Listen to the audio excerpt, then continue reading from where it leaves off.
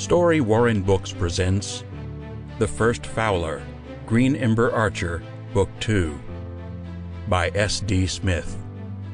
Narrated by Eric Fritzius. Dedication. To Granny, Mary Preston. Domini es salus, Domini es salus, Christi es salus. Salus tua, Domine, sit semper nobiscum. Chapter 1. Joe Shanks woke suddenly, gasping and wide-eyed. A red-furred doe looked down at him, hands on hips and face smirking. "I thought you were going to sleep all day," she said. It was Emma, the newly promoted doctor whose expert care had helped him heal after the battle for Cloud Mountain. "Hard to sleep," Joe said, trying to breathe easy and slow his racing heart, "when strange does hover over you with judgmental looks." She grinned. Then her smile slowly faded. "I'm leaving, Joe." "What?" He rubbed at his eyes and sat up. "You're what?" "I'm leaving," Emma repeated, pouring a small measure of purple fluid from a jar into Joe's cup. "And so are you." "I'm sorry, Emma. Hold on. I'm not quite awake yet. I was dreaming." He hesitated, then smiled. "I sometimes dream of shooting arrows again for prizes and glory." Emma handed him the cup and smiled. "Take this. It's your last draught. The Archer's Cup. The cup final. Drink it up, Joe." He smiled. "Hopefully I'll fare better with this one." "Barely losing to Nate Flynn is no bad outcome," she said. Joe had lost a close contest with the legendary Flynn just before coming to Cloud Mountain as part of his elite archery unit, the Bracers.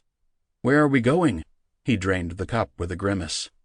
"Well," she began, stoppering the jar and setting it back on a shelf. "I'm going to Harbone Citadel. They have an outbreak of blue fever. They need help." "But that's so far, and so dangerous. Can't they send someone else?" "It's all dangerous, Joe," she said, taking the cup back and setting it down on the table.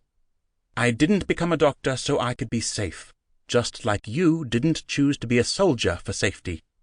They have sick there, and many of them are children. They're scared. I'm going." Joe nodded.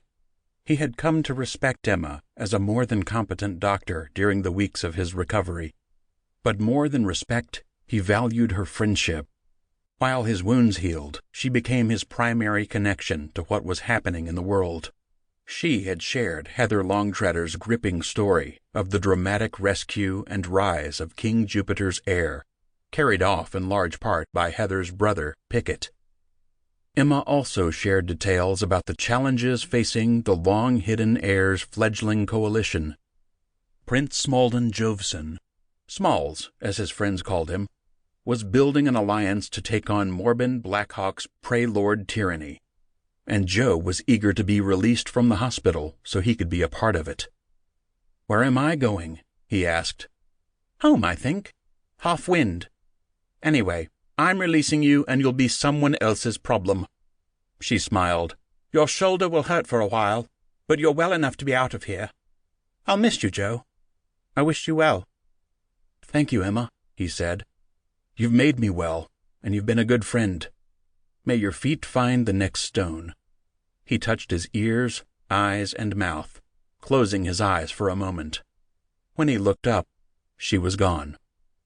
Joe gathered his few possessions into his pack and left the hospital. He was keen to meet up with his unit, but there was one stop he felt he must make. A few minutes later, he walked into the savory den, joining the line of hungry diners moving up to be served.